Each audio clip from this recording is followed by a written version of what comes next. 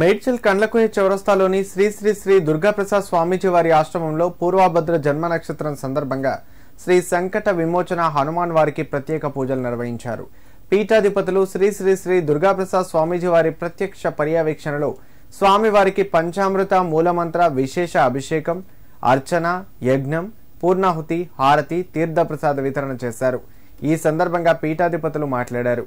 ఎంతో పవిత్రమైన మన భారతదేశంలో ఈ కలియుగానికి ఆది ఆచార్యుడు ఆచార్య మార్గంలో ఉండేటువంటి హనుమాన్ దీక్ష స్వాములందరికీ స్వాగతం తెలియజేస్తున్నామన్నారు.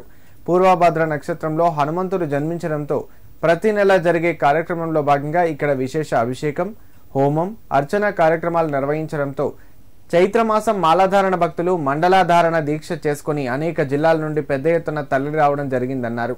దేశ ప్రజలందరూ రాబోయే హనుమాన్ జయంతి పురస్కరించుకొని ప్రతి ఇంట్లో ఒకరు ఆంజనేయ స్వామి దీక్షామాలను ధరించాలని కోరారు.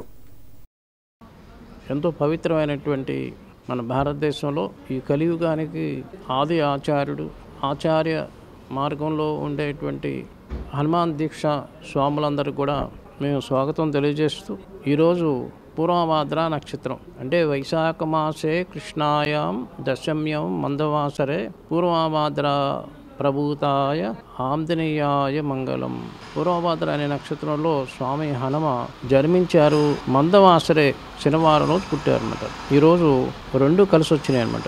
పూర్వభద్ర నక్షత్రం, శనివారం. ఈ శుభ సందర్భంగా ప్రతి నెల జరిగే కార్యక్రమంలో భాగంగా ఇక్కడ విశేషమైనటువంటి అభిషేకం, హోమం, అర్చన, దాంతో చైత్రమాసం మాలాదాన భక్తులు ఈరోజు మండల దీక్ష మాలాదాన చేసుకొని అనేక జిల్లాల నుంచి రావడం జరిగింది.